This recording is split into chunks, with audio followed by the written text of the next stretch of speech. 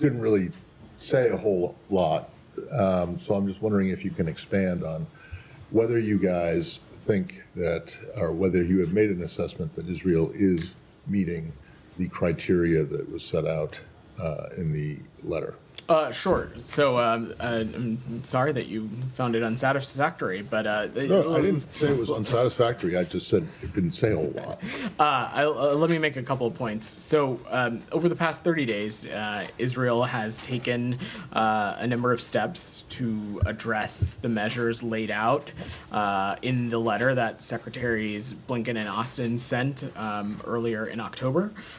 We continue to be in discussion with our partners in Israel about these steps that they've taken, which they took as a result of U.S. intervention, as well as additional steps that we feel that still need to be taken. Ultimately, Matt, the U.S. It continues to be the largest provider of humanitarian assistance to the Palestinian people, and we're going to continue to do everything we can to surge humanitarian assistance to people in Gaza. And ultimately, our view continues to be that the only long-term solution to alleviating the suffering of Palestinians in Gaza is bringing this war to an end, and we're going to continue to work to achieve that. The Secretary raised all this with Minister Dermer yesterday. Okay, but I don't believe I heard an answer to my question in there. Look, Matt. Are they have they met? You guys yourself set this 30-day deadline. Today is the deadline. Did they meet? Did they meet it, or did they not? So I think first, when it comes to assessing the humanitarian situation in Gaza and the region writ large, I think it's important to remember that we have constant evaluations ongoing and constant assessments ongoing about the circumstances. And first, let me just say, specifically, before I answer your question, that we've seen some steps being taken over the past 30 days. Specifically, we have seen the reopening of the Erez crossing. We have seen a new crossing at Kisufim open. As it relates to the Jordanian Armed Forces corridor, we have seen a wave of a waivement of certain customs requirement that humanitarian organizations had previously said was an obstacle. We've also seen some additional delivery routes open within Gaza, including Bani Suhelia Road, expanding the use of the Israeli fence road, as well as repairing the coastal road. We've also seen some deliveries resume and restored in the north, first to Gaza City, and in this most recent week to areas surrounding Jabalia. We've also seen the expansion of the Musavi humanitarian zone, and we have seen the institution of periodic operational pauses. This is all to say, Matt, we at this time have not made an assessment that that the Israelis are in violation of U.S. law. But most importantly, we are going to continue to watch how these steps that they've taken, how they are being implemented, how that they can be continued to be expanded on. And through that, we're going to continue to assess their compliance with U.S. law. We've seen some progress being made. We would like to see some more changes happen. We believe that had it not been for U.S. intervention, these changes may not have ever taken place. But most importantly, we want to see continued progress, and that's what we're looking for. All right. So essentially, there isn't going to be any consequence for Israel not meeting the. I certainly don't have a change in U.S. policy to announce today, Matt, but as you just heard me say, we are constantly going to assess the circumstances on the ground. We are looking for some of these steps that we've made. We want to make sure that they are sustained and expanded upon, and certainly if we don't see that, if we don't continue to see steps in the appropriate direction, we certainly will enforce U.S. law. Yeah. There's no doubt about it. But you guys were the ones that gave them the 30-day deadline. It's hard to see your answers today, such as they are, as anything other than kind of giving them a pass for not meeting the criteria that were laid out in the letter. I would not view it as giving them a pass because, one, no one is up here, certainly I'm not, saying that the situation in Gaza or the humanitarian circumstances are rosy. It is a very dire circumstance, and what we need to see is these steps acted on. We need to see them implemented. And the ultimate hope is that through these steps, some conditions have been created in which we can see things like additional aid, additional food trucks, additional measures being taken that ultimately will be beneficial to the Palestinian people in Gaza. That's what we aim to see. And as you've heard me say, and as you've heard Matt and the Secretary say previously, if we don't see steps being taken, we of course will appropriately enforce U.S. law. But correct today, me if I'm wrong. Isn't that what you guys said a month ago?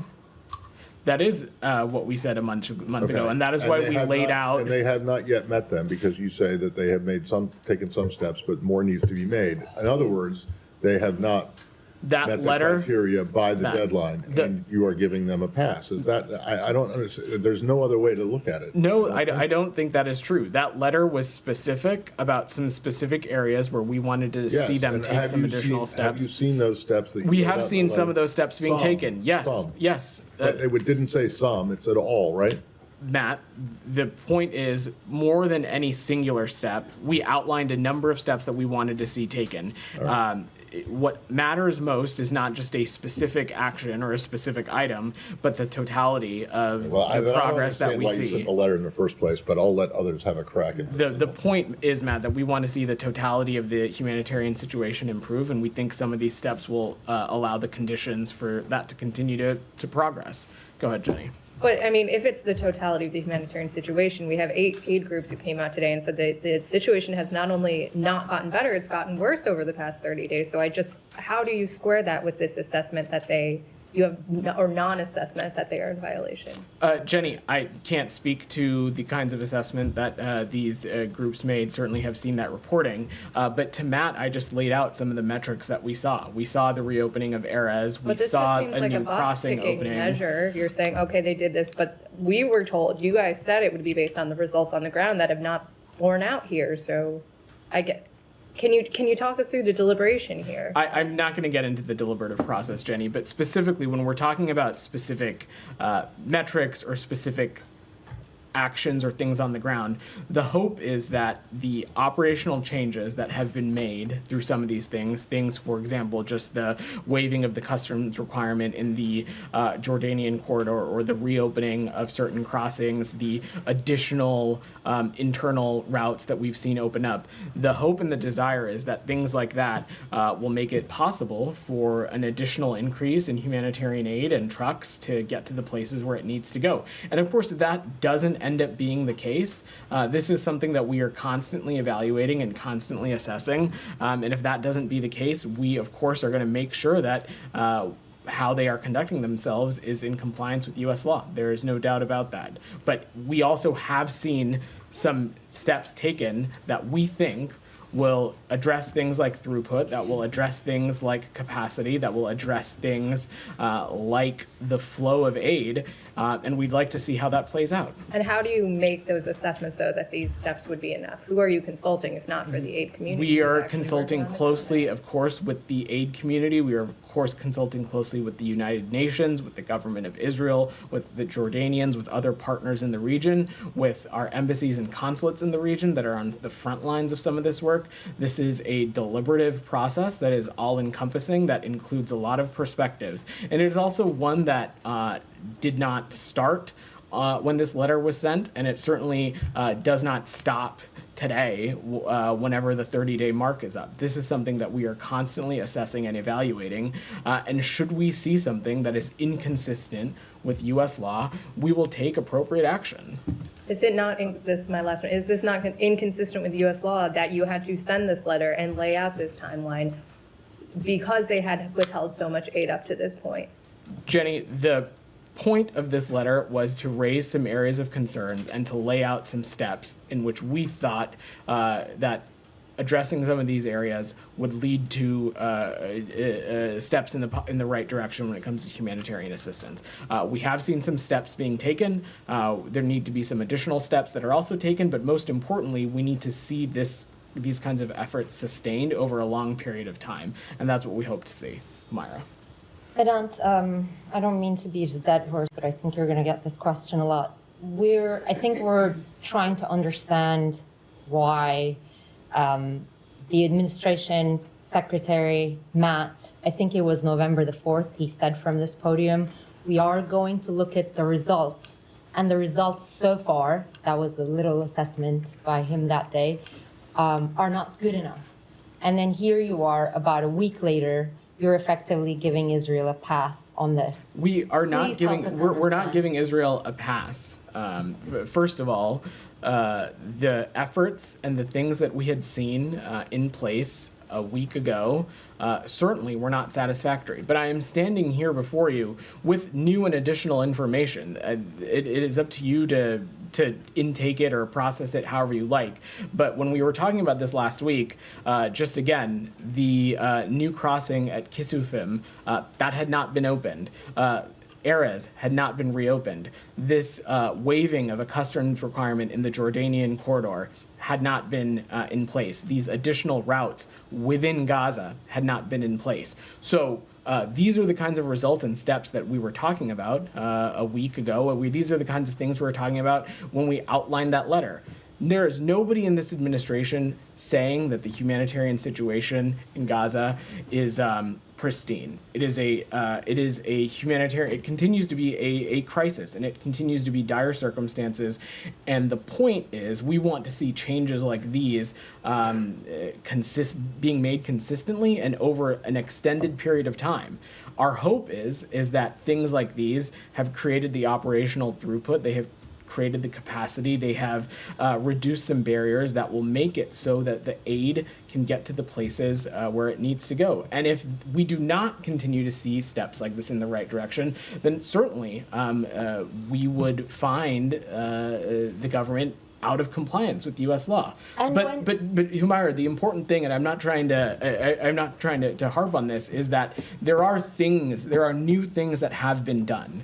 You can choose to disagree with whether it's enough or not, and humanitarian groups can choose to disagree whether it's enough. And we certainly are not saying that it is a silver bullet, but there are new progress markers that have been made in terms of trying to be responsive to what is happening in the humanitarian context. We have seen those steps, but what we're trying to tell you is that the U.S. government has explicitly said the steps themselves is not going to be enough. We need to see the results on the ground. So you keep telling me they have taken steps, and whether or not I find them satisfactory, I think that's quite irrelevant. The relevance is that what is the situation on the ground? And you're describing it as dire. That's why we're trying to. But I don't want to say. We couldn't agree more, Humaira. We couldn't agree that the situation is dire. I actually have a question. Yeah. You keep talking about ongoing assessment. When do you intend to do this? This administration has less than 70 days in office. And the humanitarian aid situation is a problem that's been going on over a year. It's clear that you had trouble convincing Israel to boost measures to improve humanitarian aid. What makes you think that you're going to achieve that in the remaining time, if at all? So first, let me just say, assessing the humanitarian situation and assessing steps and ways that we can continue to support that line of effort is not something that starts or stops. So to your question about timing, we were looking at the humanitarian situation in Gaza before October 7th, in the time since, and we'll continue to be engaged on this. When it comes to the letter, we were looking at the humanitarian situation in Gaza before this letter was sent, and we will continue to look closely at the humanitarian situation in Gaza after this 30-day period is up. We are constantly assessing and evaluating, and if we do not see consistent progress, if we do not see the results on the ground, then we will, of course, make appropriate assessments about their compliance with international law and compliance with U.S. law, and that'll continue to be the case. Just a few more things. Yeah. What was Legal Bureau's input in this? I'm just not going to get into the deliberative process or speak to specifics. What I can say and what we have said before as it relates to this, these are deliberative processes that include input from not just across the State Department, but across the interagency, as well as those individuals who are on the front lines of working on these very serious humanitarian issues. Right, but given this is an assessment on whether or not a country is violating U.S. law, could we assume that State Department's legal bureau concluded that Israel is not violating I'm US law? not. I'm not here to offer an assessment or even a legal assessment on how a particular bureau made or didn't make a recommendation. What I am here to say, and what we've said again, is that we've seen some steps taken. I outlined them in detail to you, to Jenny, to Matt.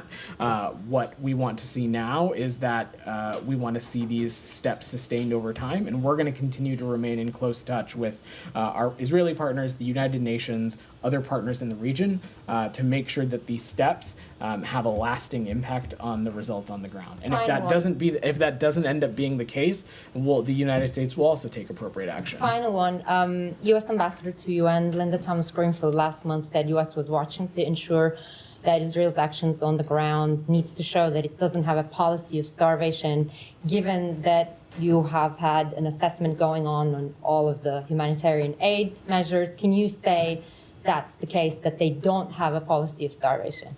I don't have a specific assessment to offer, Humaira. What I can say is that there has not been a conclusive finding of that, or at least I don't have one to offer from this government.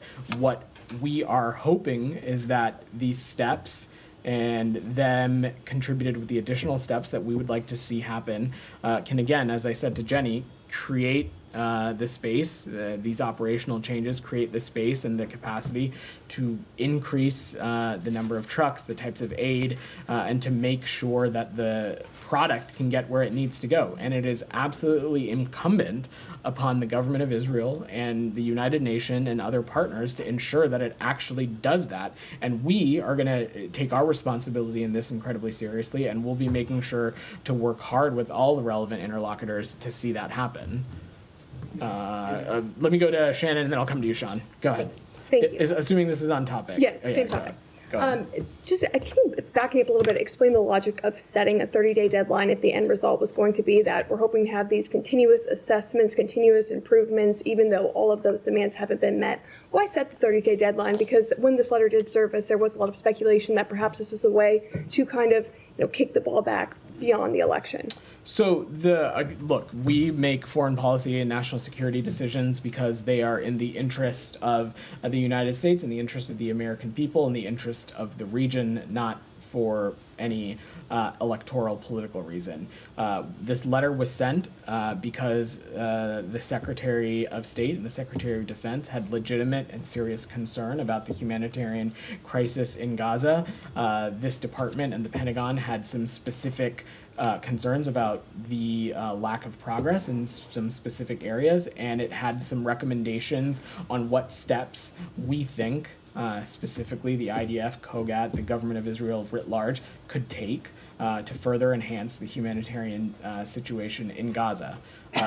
It's been 30 days. We have seen some of those steps being taken. Again, I outlined those already. There are a number of steps that we think also additionally could be taken, and will continue to remain engaged on those issues. But again, 30 days ago, much of the things that I outlined to Sean, to Jenny, to Humaira, those things had not happened yet. And so those are important steps in the right direction. We need to see more, we want to see more, and we're going to continue to be engaged on making sure that more happens, and ultimately, though, that these steps have a tangible result. That's what this is about. Talking about the operational changes, so far in the month of November, only 624 trucks have entered into Gaza, according to COGAT, and the letter calls for 350 a day. So are these operational changes that you've seen, can you reasonably assess that going forward, in 2 days, the amount of trucks that have been able to enter in almost 2 weeks will be achievable? I'm not going to speculate on a specific metric, Shannon, but that is our absolute hope. Our hope is that these kinds of changes will make it possible for these kind of increased metrics to be seen. And now it is inherently incumbent on the government of Israel, on the United Nations, on other partners to put that into action. And we certainly are ready to stand at the ready to be continued engaged on this to get that across the finish line also. Yeah, Sean, go ahead. Can I follow up a couple questions? Yeah. You said one thing, you said that where we were last week, that it certainly was not satisfactory.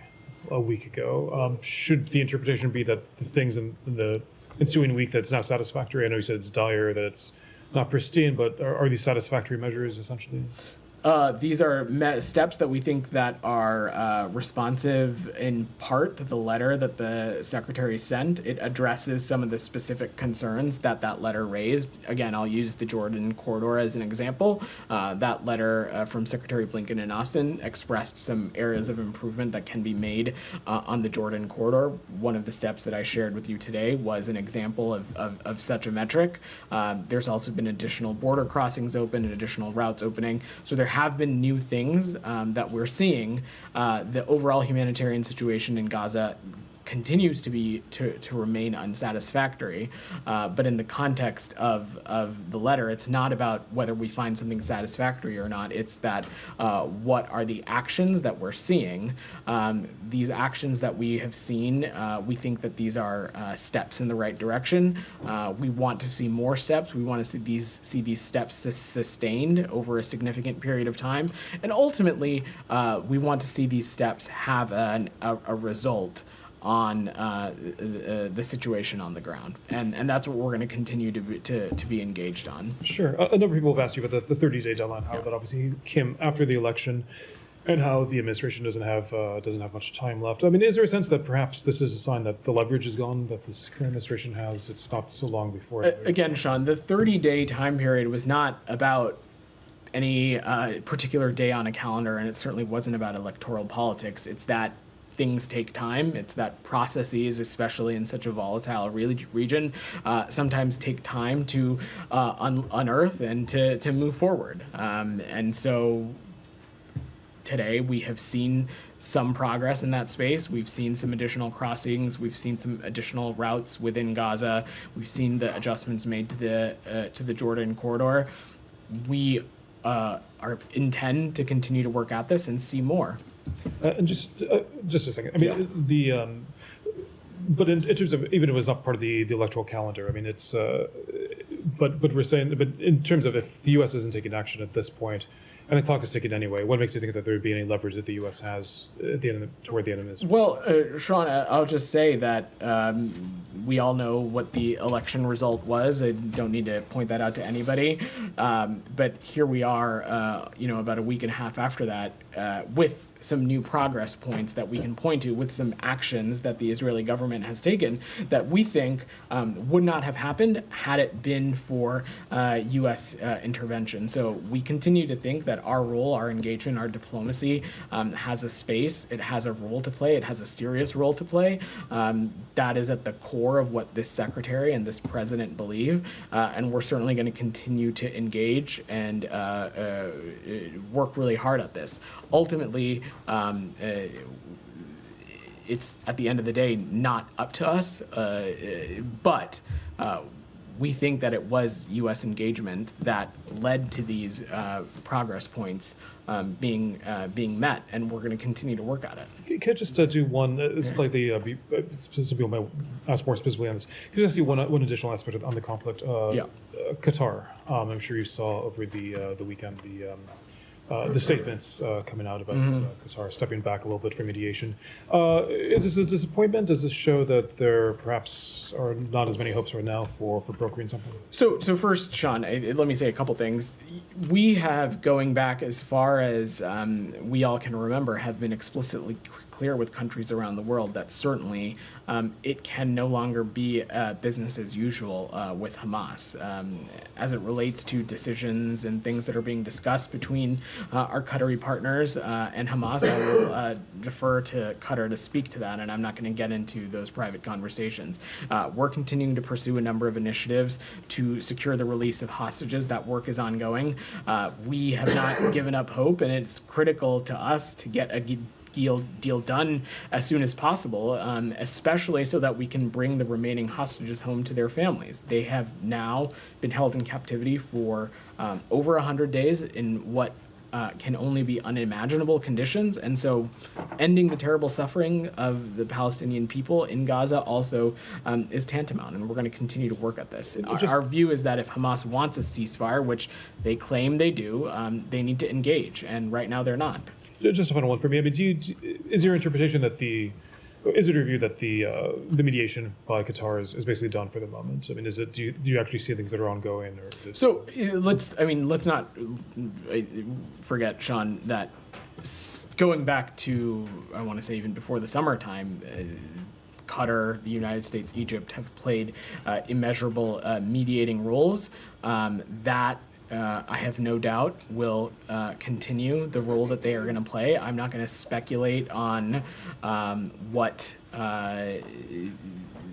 the potential location of Hamas may or may not mean. Again, that is not something I'm going to speak to. I will let others, I will let the Qatari government speak to their own decision making and their own engagements. Saeed, go ahead. Thank you. Going back to the letter, last week when I asked Matt whether it included a figure, a number of trucks and so on. So do you believe that these trucks were met, the number of the trucks that were stipulated in the letter were met? So I answered this question already, Saeed. Well, I literally answered that question. Okay, so you feel that it 5 was minutes met, ago. right? It was met? That is not what I said. Okay. What I said was that our hope is that the steps that we have seen taken Right. will create the operational conditions to allow such a figure to be able to enter. Right. It is incumbent on the government of Israel and the United Nations and others to make sure that we're doing everything we can to get there. And the United States is going to continue to play a role when it comes to that. It is not about one singular step or one singular metric specifically, Saeed. This is about all of these actions coming together and what that means for the humanitarian situation on the ground. Okay. Yeah. So, the letter really says either or. I mean, it was very stark, very clear in its approach and so on. So would you say that this element of it, either or, is no longer operative? It's null? There would be no action taken if Israel backs down on the aid and so on? That is the opposite of what I just said, Saeed, Again, in that this is an area that we are going to continue to pay close attention to. Right. And if we do not see consistent progress in this space, if we do not see progress that we find to be satisfactory, we of course are going to continue to, and we will enforce U.S. law, and we will make sure that we're doing so appropriately. This is not at all an announcement that the United States finds the humanitarian situation in Gaza satisfactory, or that it's great or significantly improved. That is not the case. That's not the reality of the ground. The letter that the two secretaries sent was specifically about areas that we had some specific concern, some suggested steps which we outlined that we thought would help address the humanitarian situation. We have seen some of those steps being taken. Some of those steps have not been taken yet, but this is not about a singular step or not. What this is about is that the totality of actions, including actions that were not included in the letter. And ultimately, our goal is we want to see all of that, whether it was in the letter or not, whether it was something that the United States suggested or not. We want all of those things to contribute to an increased and a positive humanitarian situation. That continues to not be the case. Okay, so let me ask you something. This aspect of the letter that says, if you don't do this, we will do this and so on, is it still operative, or has it been canceled, or has it been expired, not canceled? Saeed, we will always be effective implementers of Right. U.S. law. Okay. Currently, we have not made an assessment that they are in violation of U.S. law. That, of course, can change at any time. We are watching these circumstances closely, and we will make appropriate changes within our own policy should we need to, if we assess that their compliance with U.S. law has changed. It's as simple as that. I wonder if we can get you to comment on what Mr. Smotrich said, the Minister of Finance, about, once the new president is sworn in, they'll be able to annex the West Bank. Do you have any comment on that? This president, President Biden, and Secretary Blinken have reiterated consistently the clear position of the United States in support of a two-state solution as part of a negotiated process that ultimately will provide an independent Palestinian state with appropriate security guarantees for Israel. The comments that were made by this minister certainly are not conducive to building an enduring peace, and they are incredibly inconsistent with the principles that Secretary Blinken laid out in Tokyo last year. Well, the Cannes news agency, an Israeli news agency, also quoted the Prime Minister himself as saying exactly that in a closed-door meeting. So is it something that you raise with the Prime Minister, or something that the President likely to raise, as one of his last actions and so on, to impress upon this Prime Minister that that the settlements are illegal, that settlements ought to stop, that the West Bank should remain a viable land for a Palestinian state?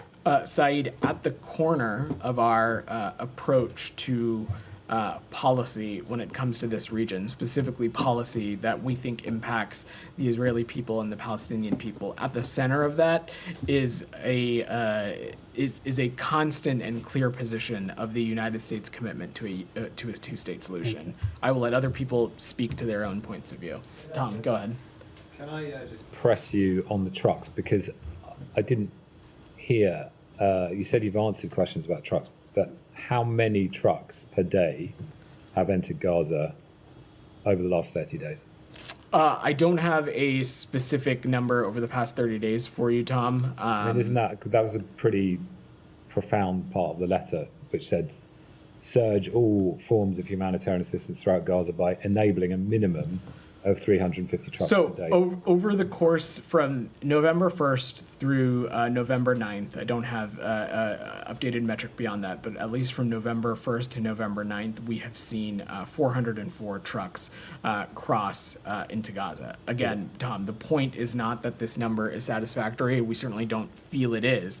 But the point here is that some of the steps that we've seen taken, it is our hope that those steps have created the operational conditions to allow for an additional influx of trucks, to allow for an additional influx of aid. That's not what the letter said. The letter says enable a minimum of 350 trucks per day to enter Gaza. And this is in the context of a letter that says you've got 30 days to do it. And failure to demonstrate a commitment to this may have implications under US law.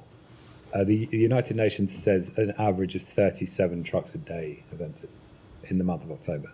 That's 1/10 of what you've asked for. Certainly, there needs to be more progress when it comes to the metrics for trucks, Tom.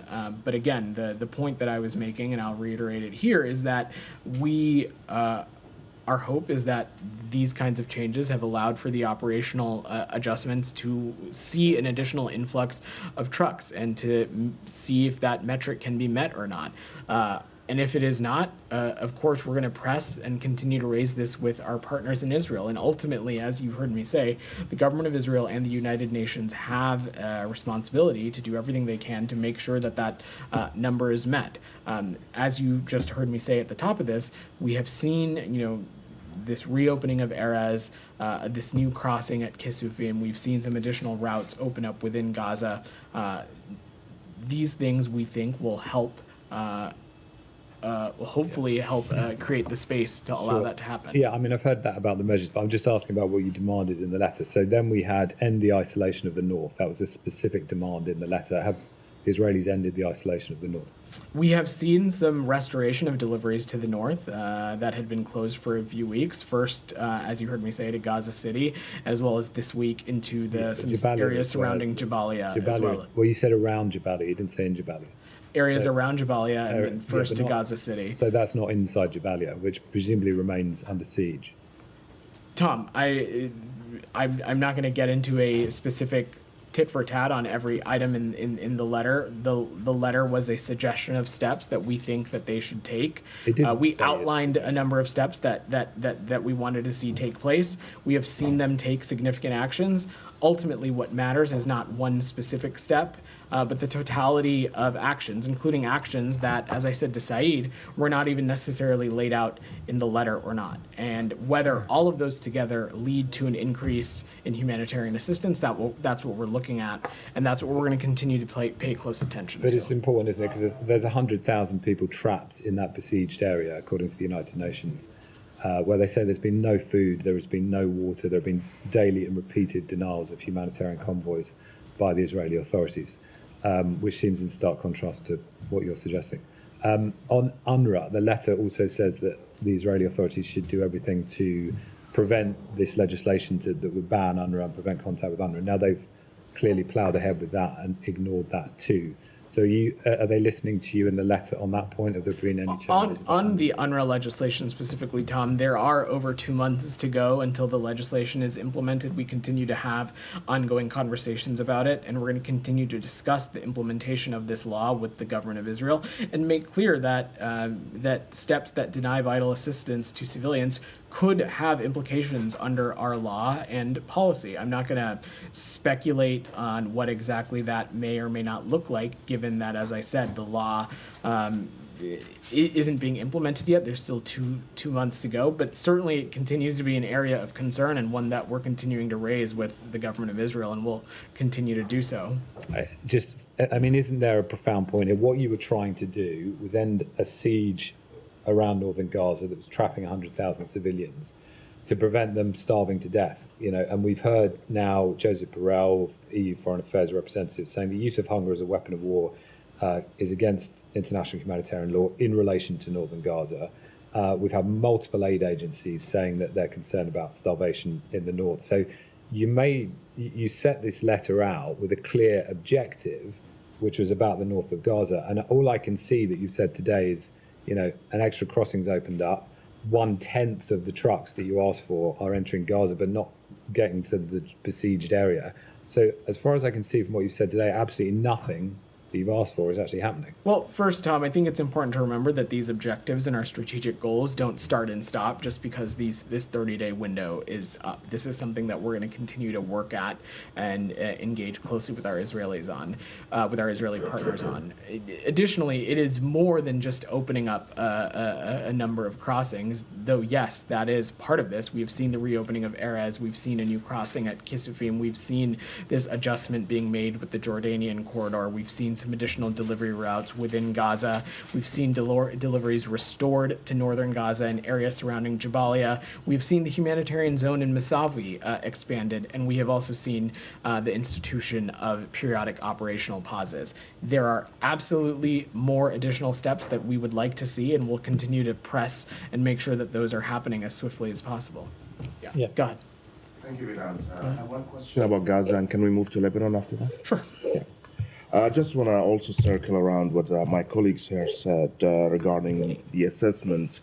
You are now saying that your assessment is there is no violation, there is some steps being taken, and I keep going back to what Matt said and earlier in the few weeks ago in his comments about that is also on the ground.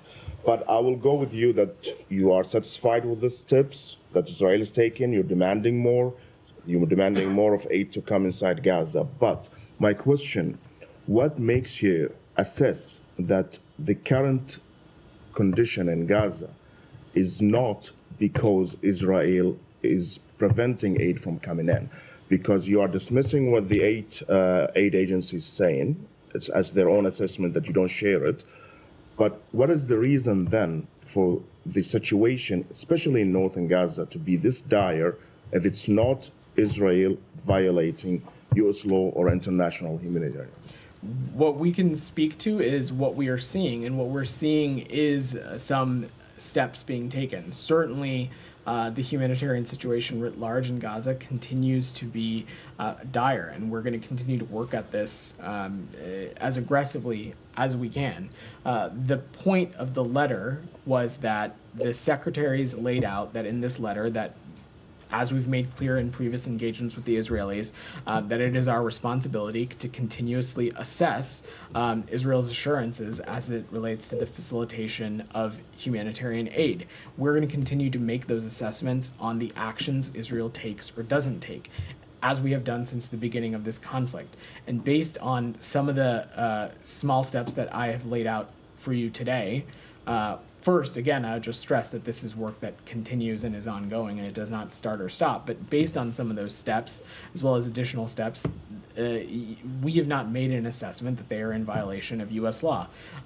We are going to continue to watch this space, though, and pay close attention, and we will effectively implement U.S. law. And if we see actions or steps that are inconsistent with the responsibility and assurances that Israel has to facilitate the delivery of U.S. aid, we of course will appropriately implement U.S. law.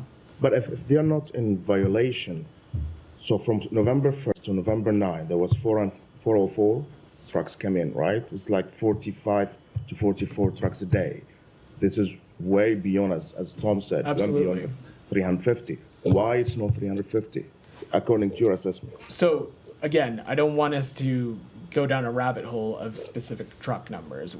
What our point of view is that some of these operational changes that they have made, that I have outlined in great detail now at this point, we believe that it should be possible to increase the number of trucks that makes it into Gaza every day. It is now incumbent upon the government of Israel, the United Nations, and others, now that there are these operational changes that we think can help with throughput, can help with delivery within Gaza, that can help with getting the aid where it needs to go.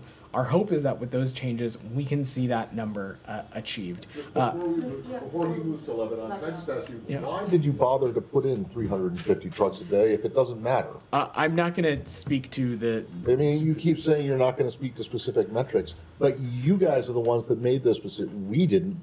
We didn't give the Israelis 30 days to do all this stuff. You guys did. And now those 30 days are up. And as you've heard from everyone so far, and these aid groups that came out last night, they haven't met them. And all of a sudden you say that the metrics that you put out don't matter. I had never said that they don't matter. What I said was... You said rabbit hole. I mean, these are metrics exactly like you've put out. It's not a rabbit hole. Meaning I don't want to take up time getting into a specific tit for tat on like truck numbers. Well, then why did you put them in the letter? You can't take those time. metrics, really important. the metrics and the number of, let me just be very clear, the metrics and the number of trucks getting into Gaza every day absolutely matter. It is, I said that to him because I did not want to get into a specific technical conversation on inflows and outflows. I don't have more updated numbers for you beyond the ones what I said to Tom. Matt, the metrics absolutely matter. The point that we are making, the two broad points that we made is that one, on specific truck numbers, we think these operational changes that we've made can help get us to that goal. That's the first point. The second point is that all of these steps, and even the steps that have yet to be taken, and even the steps that maybe were not even laid out in the letter, the point is not about specific steps. It is about what the totality of their contribution is to the humanitarian situation in Gaza.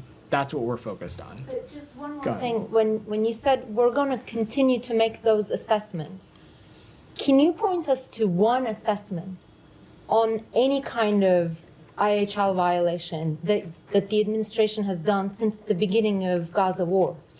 Humaira, since October 7th, when we have seen certain things take place that are inconsistent with perhaps maybe how we would have gone about such a endeavor, or they are inconsistent with international law, we have raised those and addressed those specifically. Oh, you have seen things that were inconsistent with IHL? What I'm talking about specifically is incidents that could potentially have had components of that. An example I would give is the incident involving World Central Kitchen workers. When that incident happened, we were very quick to stress the importance of the need for further deconfliction mechanisms, for greater communication. So when we have seen things, Humaira, we have raised them directly with our partners in Israel. Yes, you raised them, Vedant, but you're saying we're going to continue to make those assessments. And I'm asking you whether, like, I have not seen any of those assessments. Where are those assessments? Those processes, Humaira, are ongoing, and they have been ongoing. We've spent a great deal talking about the many lines of efforts that the United States has to assess those kinds of processes, and that work will continue. Just a broad question. Are you at all worried that this will have an impact on U.S. credibility? You have clearly put out a letter, laid out specific criteria, and gave a specific deadline. And right now, you are basically not making an assessment line by line, or you're effectively saying, oh, that deadline was just to encourage them to take some steps. Are you worried at all that this might hurt, U.S. credibility? Because you don't seem to be following through. First, I think you're putting words in my mouth. I did not say that. Number two, let us not forget and lose sight again, and I spoke a little bit to Sean, that some of the steps that we are seeing being taken are a direct result of U.S. intervention. Over the course of this entire conflict, we have seen steps that are undertaken because of U.S. intervention and the role and the kinds of engagement that our diplomacy has had. So that I take that to mean that we are credible voices and we continue to be credible actors in the region. And time again, what we have found to be true through our engagement in our diplomacy is that perhaps interlocutors may disagree with the United States.